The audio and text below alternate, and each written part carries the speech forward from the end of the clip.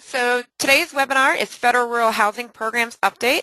My name is Jessica Hamons. I'm the training coordinator here at the National Consumer Law Center. Today is March 27, 2014. Our speakers today are Joe Belden and Leslie Strauss from the Housing Assistance Council. And this webinar is part of the National Alliance for Rural Policy. Our presenter today is Joe Belden. He is a Deputy Executive Director of the Housing Assistance Council, a national nonprofit provider of loan grants, research information, and technical assistance for affordable rural housing. He is also the author of Housing in Rural America, Building Affordable and Inclusive Communities. So welcome, Joe. We also today have Leslie Strauss. She's a Senior Policy Analyst at the Housing Assistance Council.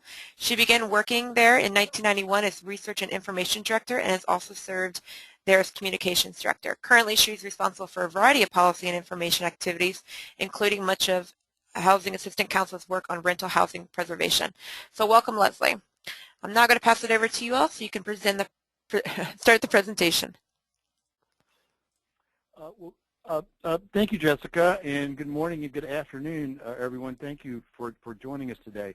What Leslie and I want to do is give you a fairly brief update on the federal rural housing programs, particularly the ones that happen at the Department of Agriculture. We want to start with a kind of basic question: why does the U.S. Department of Agriculture, which is supposed to be a farm agency, have rural housing programs? Some of you may know this. But actually the programs date back to the Housing Act of 1949, long before there was a HUD. Back in those days, the main housing programs were public housing programs. There was no HUD. And the USDA programs actually began as programs for low-income farmers. Gradually they expanded. HUD these days does have a few rural programs. A lot of the HUD programs get used in rural America. But there's very little that's expressly for rural at HUD. They had one program for a few years, very small, but it doesn't exist anymore. We want to start with talking about what rural is. Rural is where. As a lot of you know, rural has a lot of different definitions. There's the metro, non-metro definition based on county borders. There's also micropolitan, just to confuse things. The census, as you may know, defines rural as places of less than 2,500 population and open country. I think what's interesting about that is over half of the people in the census-defined rural areas are actually living within metro areas in the outer suburban, exurban counties of metro areas. The Department of Agriculture, for its housing programs, defines rural by several factors. It's under 20,000 in non-metro areas. Places can be eligible if they're in metro areas, but they have to be under 10,000. And then under a brand new definition as enacted in the recent Farm Bill, places actually can be eligible for USDA rural housing programs if they're up to 35,000 population, if they had been previously eligible in the last 20 years or so for those USDA rural housing programs. In other words, if they've grown in recent years, but they previously were, below 20,000, they can't be eligible if they had always been, say, at 30,000 or 32,000 and had not been eligible for the USDA programs in the past. At HAC, one thing we try to do is focus on the very high poverty parts of the United States. And we've done research finding that there are 363 non-metro counties that have had poverty rates of 20% or higher since 1960.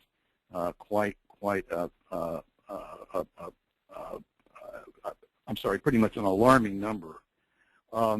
We also have seen that of the 200 highest poverty counties in the United States, almost all of them, 192, are rural places. We've done a map, which is showing up here now, about persistent poverty in the United States in the last few censuses.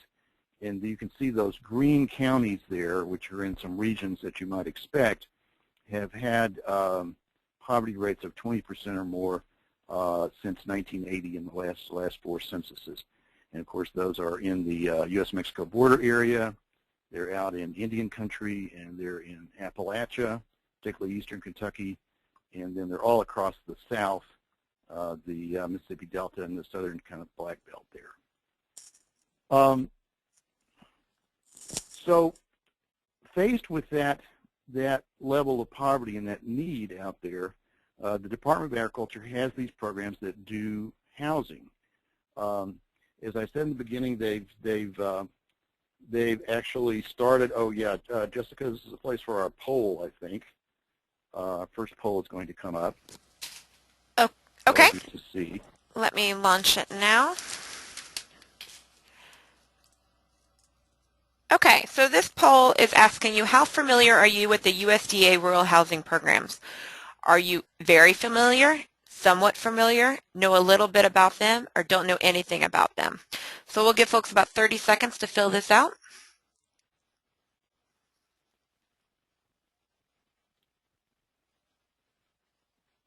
Actually, probably less than 30 because we're getting a great response already. 10 more Great. seconds. Okay.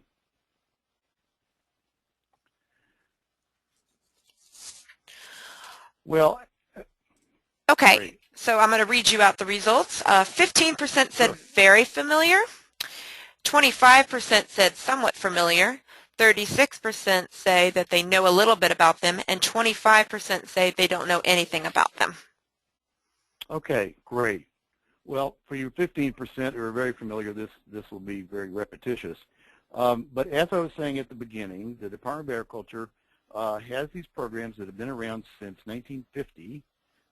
They began only with single-family home ownership and home repair programs, but then they've been expanded a good bit in the years since, particularly in the 1960s and 1970s. They're run out of a part of USDA called Rural Development. There's an undersecretary at USDA, as some of you know, for rural development, and that part of USDA is over the rural utilities programs, the rural housing programs, and the rural business programs. The housing programs are both for single-family home ownership and for multifamily rental programs. They're also for home repair for low-income homeowners, and then there are also a number of other programs. There's some for farm workers, various kinds of things. They're all fairly small programs except for 2 or 3 of them. There's a farm worker housing program. Hey Joe, I'm sorry to interrupt you. We're just not able to see your slides again. Can you all click it to bring it? Click your slides. For some reason, it's not going back to your slides on your screen. Okay.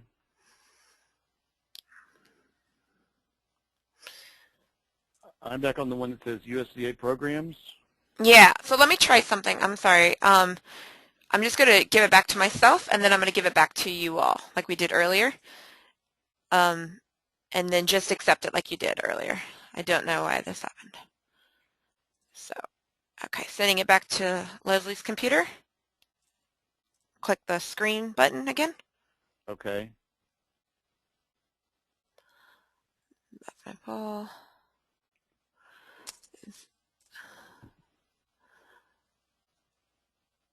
Okay, I don't know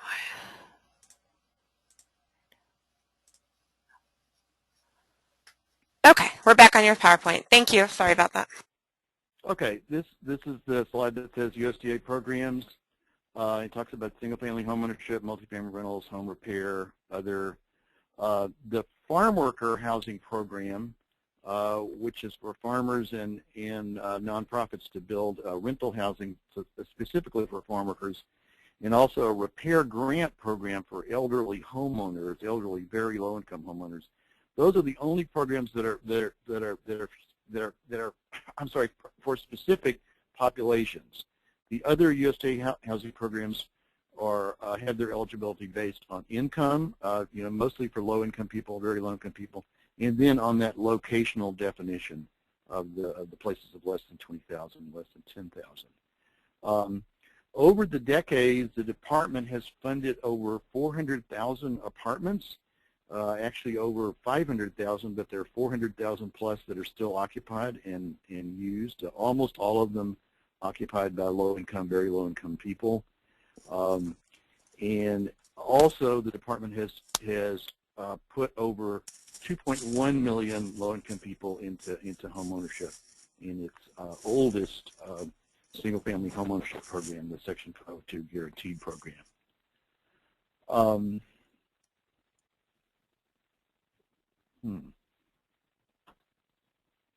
Jessica, I'm not able to move the slide. Is that? Can you toggle between your arrow keys and the mouse?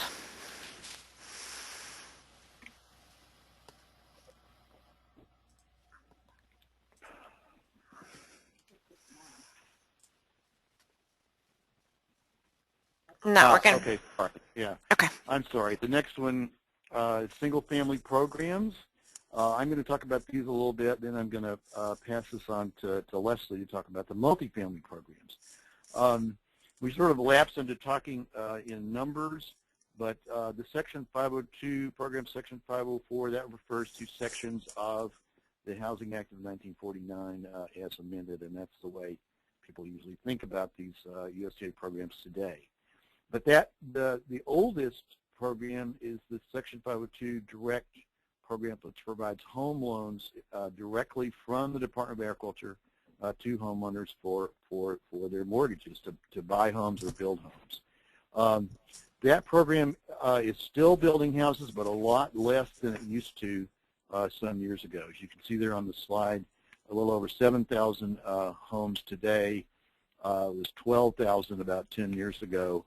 But in the late 1970s, that program was helping low-income homeowners build or buy over 100,000, over 130,000 homes.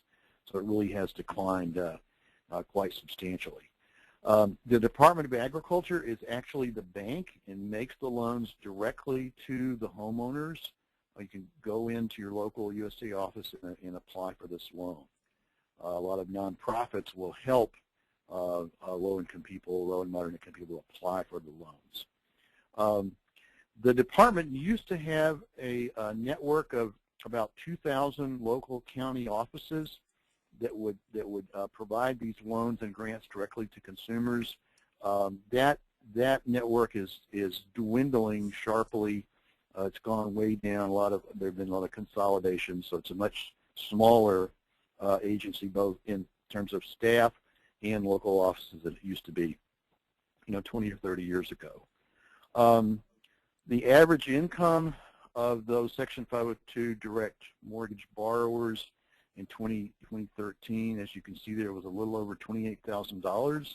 So we've always thought it was a pretty remarkable program in being able to get people at that income level into home ownership. We also like to think of it as in one sense, subprime lending done right, because these are people who have very modest incomes. They have to have good credit to be able to get these loans, but it does help them get into home ownership. There's a second kind of Section 502 program, which is called the Guaranteed Mortgage Program, and that is very much like HUD, FHA, or Veterans Administration, VA, home mortgage insurance. In that program in Section 502, and also the HUD FHA and the VA loans, the loans are actually made by a commercial lender, a bank, and the federal government then is guaranteeing the loans. So that's a different sort of animal. That program has grown very, very substantially in recent years, particularly since the housing recession started. That program was greatly expanded in the recovery legislation in 2009. And now, as you can see there, that program is guaranteeing the mortgages of over 160,000 homes last year, up substantially in the last 10 years. And it also sort of didn't even exist in the 1970s. But you can also see that the income there is substantially higher, almost twice as high for the average income of those buyers, $54,000 last year. The Section 504 Repair Loans and Grants program is for very low-income homeowners. That also is one of the oldest USDA housing programs, dating from 1950. Expanded a lot in the 70s and 80s, but still a pretty small program. It's to repair or improve homes or remove health and safety hazards for the very low-income homeowners. There are both loans and grants available. The loans can be up to $20,000 for 20 years at 1%. The grants are only for elderly defined as age 62 and up, and those grants can be up to $7,500. And often they're combined together, for a potential total loan and grant of $25,000, $27,000. Finally, as a single-family program, I wanted to mention self-help sweat equity home building. Some of you are familiar with this. The department for 50 years actually has had a fairly small program that helps nonprofit organizations sponsor self-help sweat equity cooperative home building ventures. A USDA program will provide administrative support to a nonprofit organization that organizes groups of about 8 to 10 families who cooperatively kind of build their homes, putting in 60%, 65% of the labor actually in those homes, and then also using that Section 502 direct mortgage program at the top of the slide here for their mortgages on their homes. Then our final slide about home ownership, is this graph, that just shows pretty clearly how the direct program, the blue line there, has not been building a lot of homes in a long time, and the guaranteed program, particularly after 2007, 8, 9, has increased very, very substantially. All right, so I'm going to end there. I welcome your questions later on, and I'm going to turn this over to Leslie, who's going to talk about multifamily programs. Thank you, Joe. He put the slide up for me. We've got more Section 500 kind of numbers here for the multifamily programs. Section 515, let me step back a second. Like the 502 program for ownership, there is a direct loan and a guaranteed loan program for multifamily housing. That means rental. The 515 program is the direct loans. The loans go to developers of rental housing. USDA, again, is serving as the bank. The loans are made at as low as 1% interest for 30 years, but amortized over 50 years, so it's a very inexpensive loan, which helps to reach these very low-income tenants up to 80% of, it says AMI, that's area median income. I'm sure some of you are familiar with that. Unfortunately, funding for Section 515 has fallen so much that there has been no new construction under that program since 2011, and it seems unlikely that there's going to be any, at least in the near future, because all of the money that's been appropriated for Section 515 has gone to preservation of existing rental properties, which I'll talk about in a minute.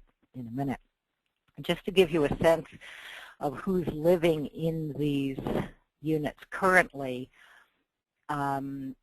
some new data just came out. The tenants have an average annual income of under $12,000, and tenants who have RA, there is rental assistance. That's another program I'm going to talk about in a second. Their average annual income is under $10,000. These are very low-income tenants, and a majority of them are elderly or disabled.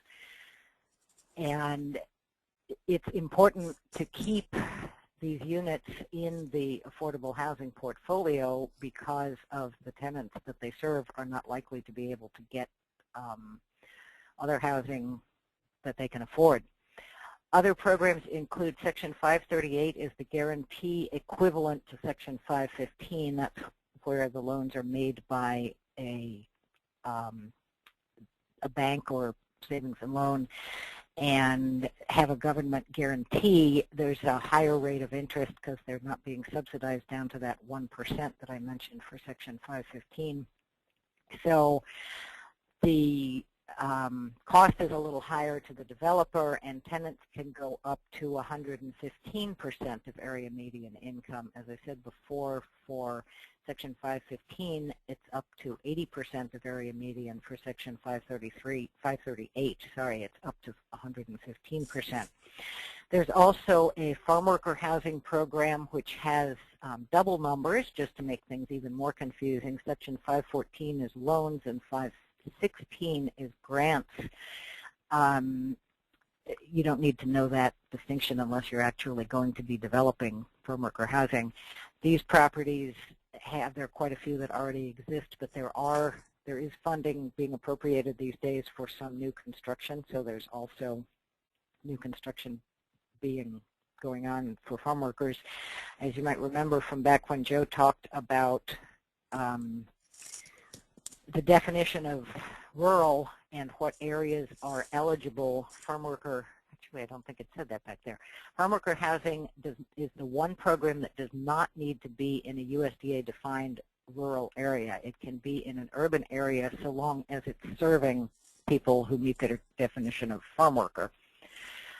Section 521 is USDA's rental assistance program. It's project-based, not tenant-based, and it's only for tenants that are in USDA-financed multifamily housing. That is a property that has an outstanding 515 or 514 loan. And because those tenants have those really low incomes that we talked about, as you can see, rental assistance gets the income level down to make the housing affordable for people with almost $2,000 a year less income than the already really low incomes of people that are in that 515 housing. That doesn't have the farm worker housing incomes there because those are people who are employed, so their incomes tend to be a little bit higher than the 515 tenants, although they're still really low because, as you know, farm workers do not make a huge amount of money. Going on to rental preservation programs, I mentioned that keeping the 515 and the farm worker housing properties available for these tenants is really important because the tenants have such low incomes, they're not likely to be able to find housing elsewhere.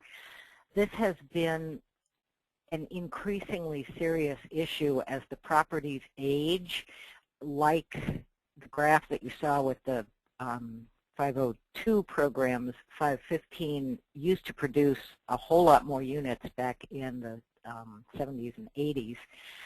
And so most of the units that exist now are that old, 30 or so years old, and need renovation of at least some extent, and a lot of them need updating of systems and so on. So there is a couple of programs were developed, and these do not have the 500 numbers. They just have the names to make things even more confusing. These are programs that help to preserve existing rental properties. The MPR program, which is considered a demonstration, has been around for the last 5 or 6 years maybe, and has been quite oversubscribed. There's a much higher need for it than what the amount of money that's available can do. It allows USDA to provide a whole range of tools for preservation. The one that's most often used is deferring payments on the existing loan, most often a 515 loan. There's also a demonstration program called the Preservation Revolving Loan Fund that makes loans available through intermediaries. The Housing Assistance Council, where Joe and I work, happens to be one of the intermediaries that has received these revolving loan funds. And even though the program hasn't been funded in the last couple of years because it's a revolving loan fund, we do still have funds available. So folks that are involved in preservation and want to find out more about those funds should contact one of us at HAC. There's another preservation-related program is Section 542 vouchers. They are, unlike Section 8 vouchers from HUD, they're very limited. They're only for residents in properties that were prepaid or foreclosed after a certain date.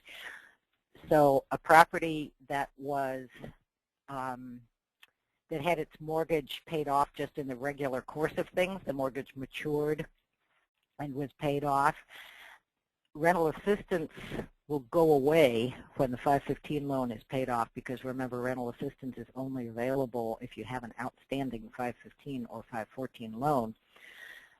So when the mortgage is paid off, you don't have rental assistance anymore, but you also can't get USDA vouchers because the voucher program has been limited by Congress in appropriations to properties that are prepaid or foreclosed. It is useful, however, of course, to have that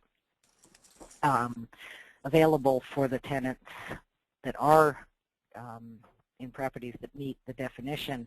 And those can be tenant-based if the tenant can find another landlord, and we have no data on this. USDA has not provided any data, so we don't know how often it happens that the tenant finds another landlord who's willing to accept the USDA voucher, but they can move out of the property and take the voucher along. Jessica, this is time for the second poll, and I had the poll printed out so that I could read it off, and it's not here. So Hi, I am happy to read it out for you. Sure. Thanks. Let's try it here. Okay, so our second poll is, what are the biggest rural housing issues in your area? Are they affordable home ownership, finding affordable rental housing, preserving affordable rental housing, housing quality issues like plumbing, electricity, weatherization, good quality affordable housing for specific populations like seniors, veterans, farm workers, etc. So let's give you all about 40 seconds to select the answers.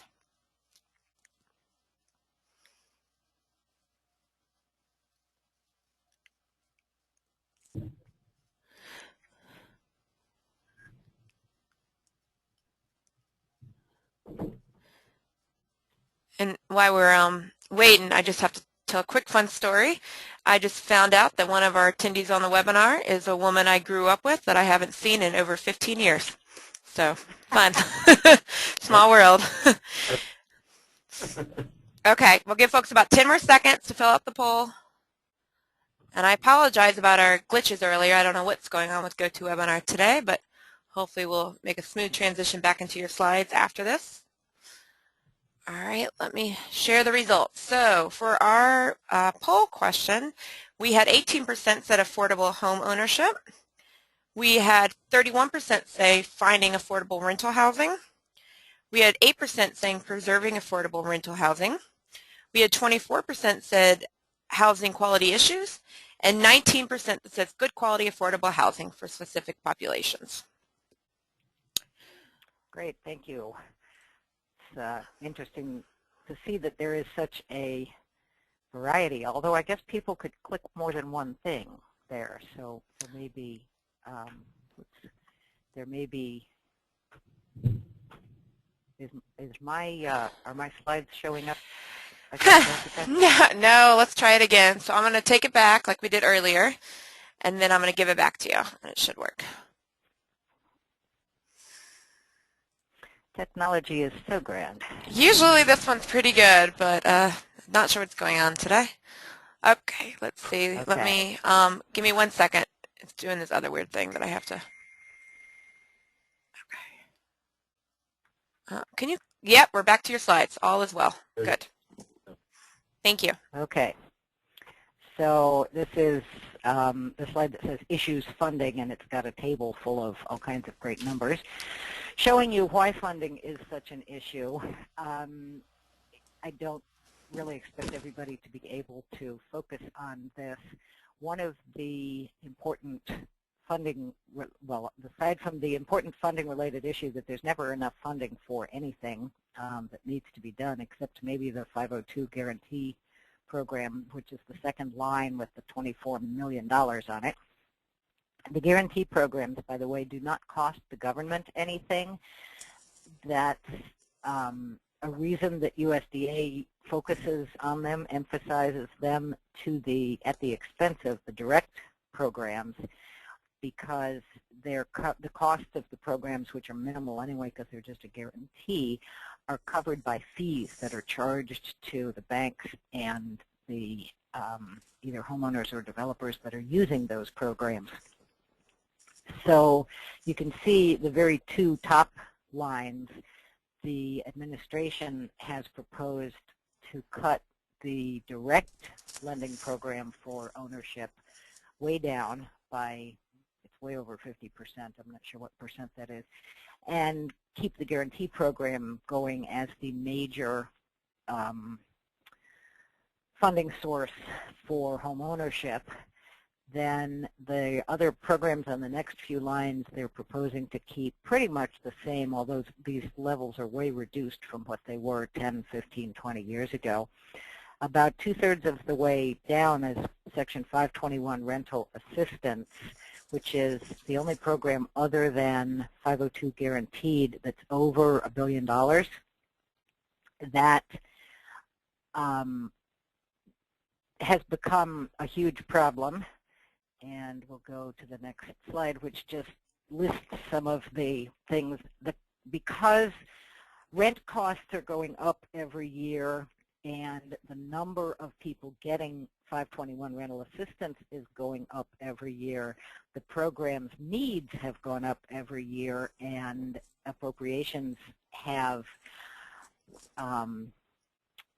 tended to go up. They did not go up quite far enough. In 2013, when there was sequestration, the program fell short by $35 million, and there were a whole lot of rental assistance contracts that did not get renewed until a month late. And what happened, USDA told property owners that they could not let that affect the tenants, so the property owners had to make up that month. They had to absorb, and USDA could not, for various reasons, reimburse them for that. So that makes property owners pretty leery of getting into this program or staying in it. If they're already in it, there are some limits to their ability to get out of it, but it's USDA needs to figure out something else to do as the cost of the property goes up and up every year to avoid further shortfalls.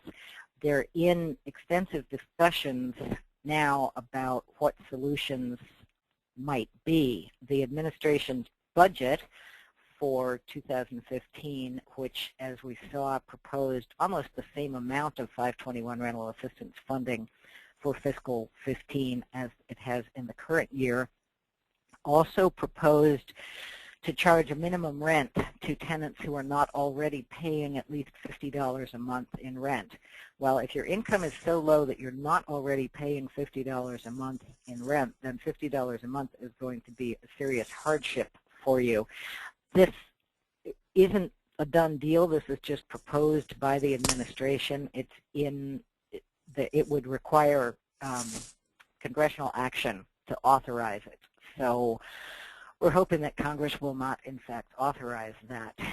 Another solution to save money in the program would be to reduce the number of units that the program is covering. Currently, it's 280,000 out of the 430 or so thousand in the 515 program, and don't quote me on those numbers. They're generally correct, but obviously I don't have them in front of me, as you can tell by the way I'm stumbling around.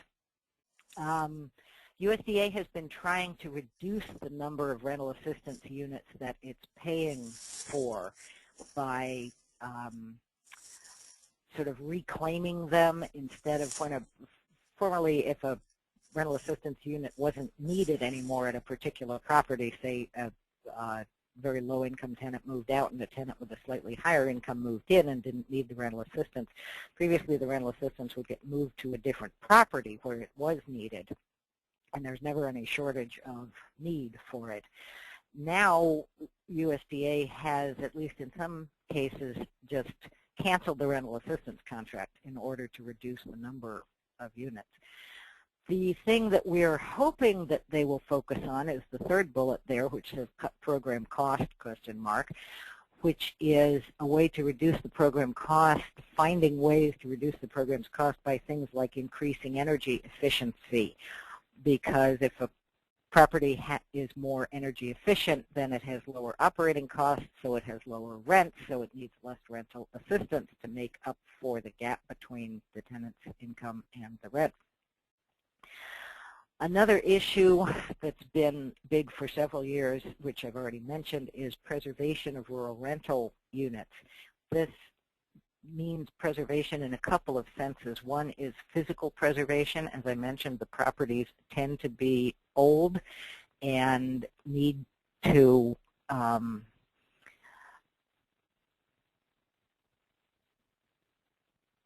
I did something to my screen, sorry. I hope you all didn't see that. The properties tend to need renovation and rehabilitation. Prepayment of mortgages. Some owners of properties that have relatively recent mortgages from USDA since 1989 are not allowed to pay off their mortgage before the full 30-year term. Others can prepay under certain circumstances. So there is an issue with prepayment of mortgages and owners trying to prepay in order to get out of the properties, particularly in places where the property could be profitable if it turned into market rate rentals. And because many of the mortgages were issued 30 or close to 30 years ago, we're starting to have mortgages expiring and just the mortgage being paid off because that's how long the mortgage was for. And then the property may or may not need physical preservation, but it needs to be preserved as affordable rental housing to stay in part of the stock. The direct or guaranteed issue we talked about somewhat before. USDA is trying to emphasize the guarantee programs because they're less expensive for the government, but they serve tenants and homeowners with higher incomes in the guarantee program. One of Joe's slides early on, and I won't flip back to it because that'll be messy because I have to go through all the other slides, but the incomes of direct 502 home buyers is $28,000 and something, whereas the income of owners using the guarantee program is $54,000 and something. There's a huge difference because of the cost of the funds, the interest rate that the funds carry. There's a huge interest in what population can be served. We don't have equivalent data for the rental programs, but we know that there is a similar gap in the incomes that the Guarantee Rental Program 538 is serving people with higher incomes.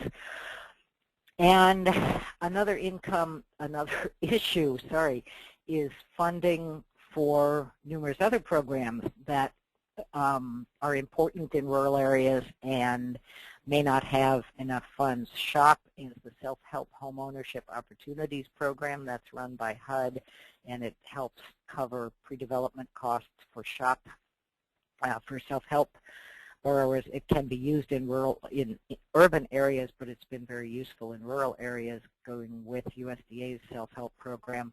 The home and CDBG programs, because they can help fund affordable housing, have been important. NHTF is the National Housing Trust Fund. That is newly authorized a few years ago and has not been funded yet. It is intended to produce new housing for extremely low-income people, people with below 50% of area median income. Could be very useful in rural areas as well as in cities, but hasn't been funded yet. So lots of issues there, which we can talk more about if people have questions about them. We didn't tell you things about HAC up front, so just have a couple of slides here at the end that tell you about the Housing Assistance Council. We don't have rural in our name, but we do specifically rural housing and emphasize the poorest of the poor in the most rural places. And we work not directly with individuals, but with local organizations and local governments, and then they in turn help people that are in their communities. Couple of slides at the very end with resources. This is how to reach Joe and me, both email and phone, and HAC's website is www.ruralhome.org. We're also on Facebook and Twitter and Pinterest and LinkedIn, all those great social media places. You can find us as either Housing Assistance Council or Rural Home. I know our Twitter handle is Rural Home. You may also want the information about how to reach USDA. The USDA Rural Development website, which is where the housing programs information is kind of hard to navigate, but I've given you a couple. You may have to scroll down. I know you have to scroll down to find the, income and housing eligibility button. And someone had asked a question in advance. We got some questions in advance, and someone asked who to contact regarding foreclosures. The homeownership loans, Section 502 direct loans, are all serviced from the centralized servicing center in St. Louis, and they have an 800 number that you can call as well as an email address that's there. And I think that's, yes, that's the end. So we're happy to take questions. Okay, great. Thank you. So let's start off with, for Joe, does Congress support these programs? Yes, that's a very interesting question. Many of us who are rural housing advocates have been, frankly, pretty disappointed in the Obama administration in the last few years because, as you saw in one of Leslie's slides, the administration's budget that came out just very recently and in the last couple of years is proposing really big cuts, particularly in the 502 home loan program. But the Congress has really been very, very supportive. Hal Rogers, the chairman of the House Appropriations Committee, who's from a very rural district in eastern Kentucky, when Secretary Vilsack was up testifying just a couple of weeks ago about the whole USDA budget, Chairman Rogers specifically asked him in the very beginning about why are you proposing to cut this homeownership program and why are you proposing to cut the self-help housing program, and he actually cited a couple of families that have benefited pretty substantially from those two programs in his district. So I think overall the Congress has been very supportive of these programs for a very long time. So. Okay. So let's see here. So Leslie, do you want to talk about the names of the agency involved?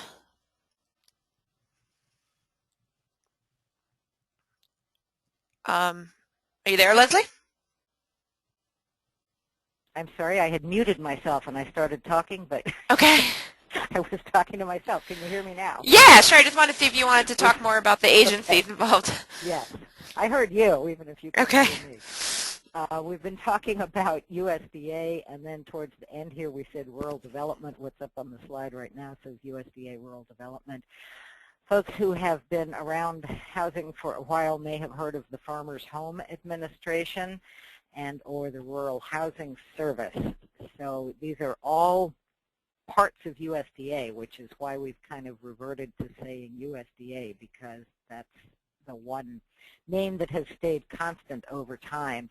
When the programs were first created in the 40s, as Joe mentioned, the agency that ran them was called the Farmers Home Administration, because for the first some number of years the programs were only available to farmers.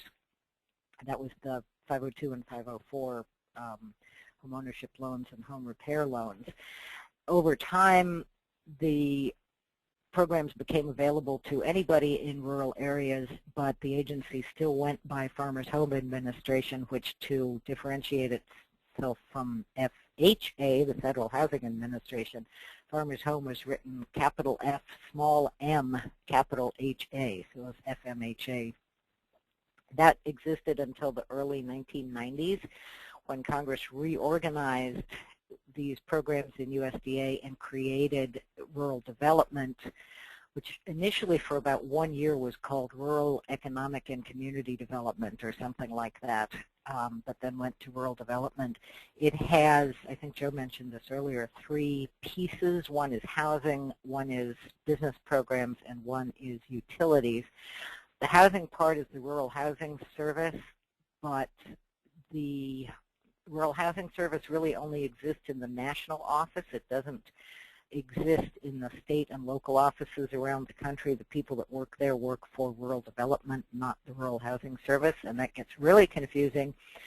So we don't usually refer to them as Rural Housing Service programs. So that's kind of a long way of saying USDA Rural Development is essentially the same thing as USDA Rural Housing Service, which is essentially the same thing as USDA Farmers Home Administration, at least as far as the housing programs are concerned. Okay, great. You're fading out a little bit at the end, so just talk a little closer to your speakerphone. Can you go, somebody requested, can you go back a slide so we can see your phone number again? Somebody wanted to get your contact info. And just to remind everybody, you will get an email from me later today or tomorrow with access to the full PowerPoint and the recording. So we will give you all that. But here you go. Here's the slide you wanted. Thank you, Leslie. Sure. So somebody asked, what is the lowest credit score the USDA will look at? Or is there a minimal credit score the USDA will look at? Do you all know that one? I don't. Joe, we were talking about single family. Boy, I'm sorry. I'm thinking 620, but I'm not sure about that. If someone wanted to write to us at one of our emails there, we can get an answer for you on that. I'm actually not sure if there is a specific number, because they would certainly look at credit score, but they would look at other factors as well to determine. So you might, if you had a lower credit score but no other debt going on, you might be just as eligible as somebody who has a higher credit score but has a lot of other debt, for example. Okay, somebody in the audience. I'm not sure, but we can try to find out. Yeah, somebody in the audience said 640, but you all can look into that more. Okay. So thank you. So Leslie, can you talk about which banks are the largest users of the USDA program? Yeah, that's a question that someone had included in their registration information. And the programs that are used by banks are the 2 guarantee programs, 502 guaranteed and 538 guaranteed. I'm not aware of any data on what banks use the 538 program the most, but the National Housing Law Project in 2011 did look at data for the 502 guarantee program. That's the home ownership guaranteed program.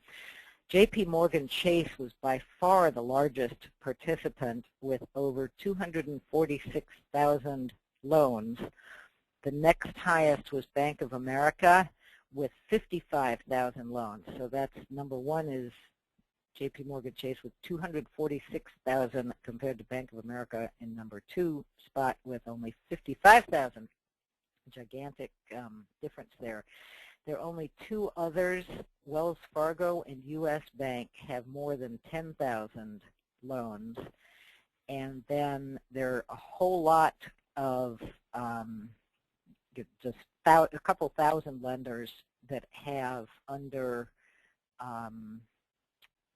10,000 each. Okay, great. Thank you.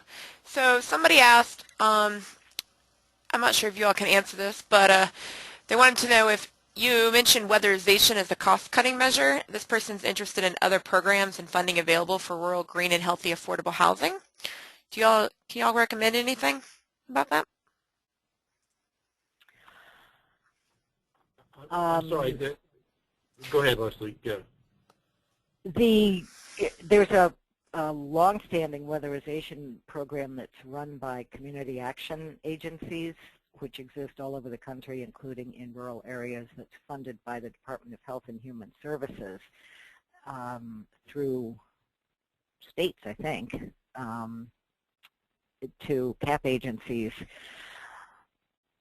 I'm trying to remember the name of the website for CAP agencies. It's a long website, Community Action Partnership, all spelled out, .org, is the association of those organizations from around the country, and I assume that that website would tell you how to find a CAP agency in your local area. USDA, or HUD rather, sorry, had some weatherization programs in weatherization funds in 2009 under the economic stimulus legislation that could be used in USDA properties, and of course in HUD properties in rural areas, which there are some of. I assume that all of that money has been spent by now.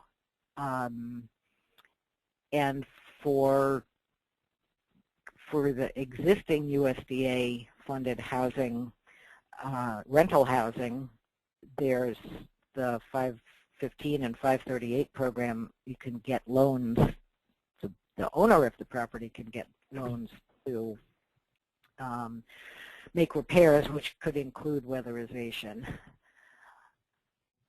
Leslie, I just might add the Section 504 Home Repair Loan and Grant program we were talking about earlier is a kind of weatherization, and that program very often gets used for very low-income homeowners to put in a new roof or to put in new windows and doors. So it's a kind of weatherization. Often these people they own their homes, but they're often in very poor repair.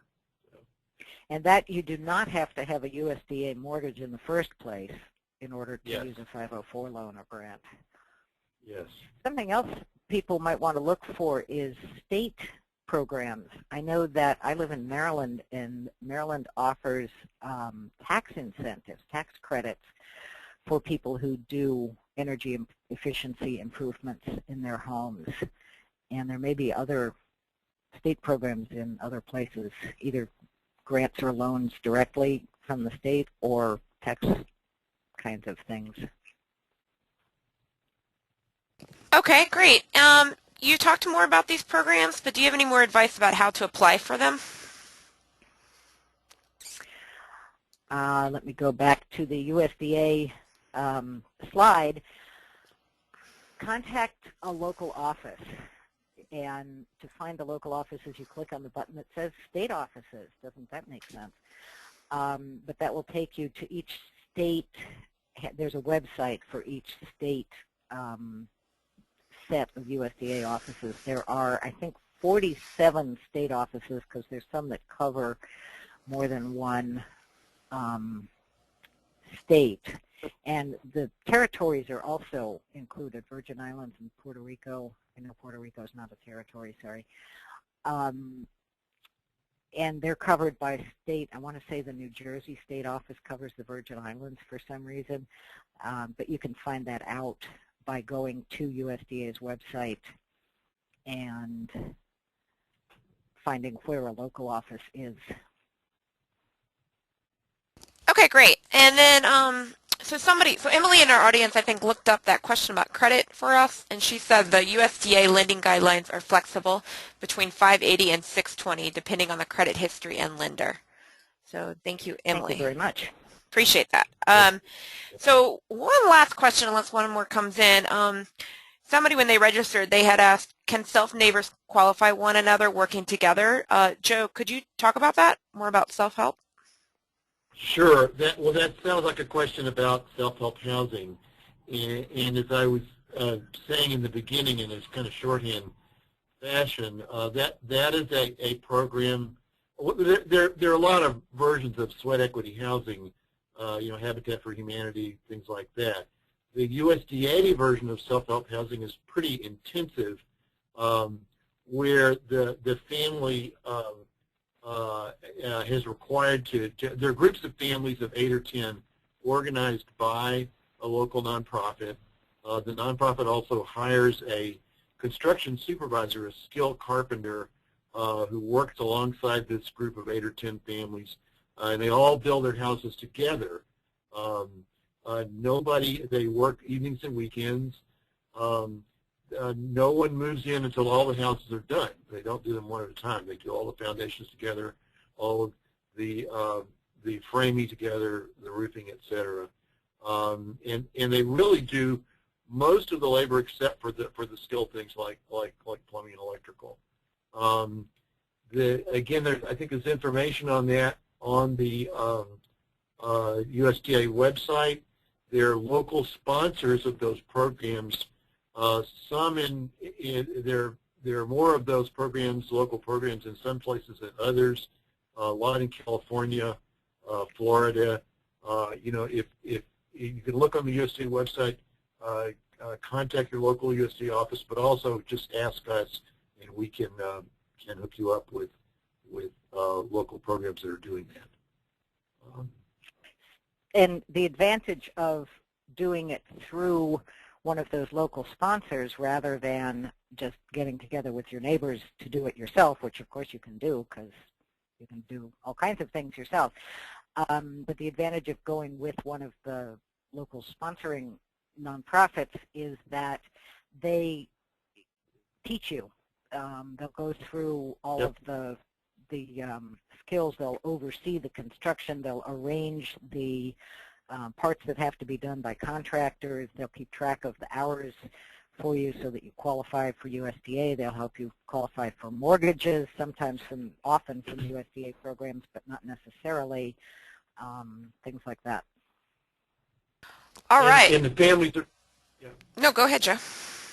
Well, I said, and the families are then, because of all this sweat equity labor they put into it, their mortgage is going to be less than the value of their house. So they're able to move in with 10, 15, 20% equity in their house. It's nice. Yeah. All right. Good news. Okay, so we're wrapping it up. We are out of questions. I'm just, if you all want to say any few last words.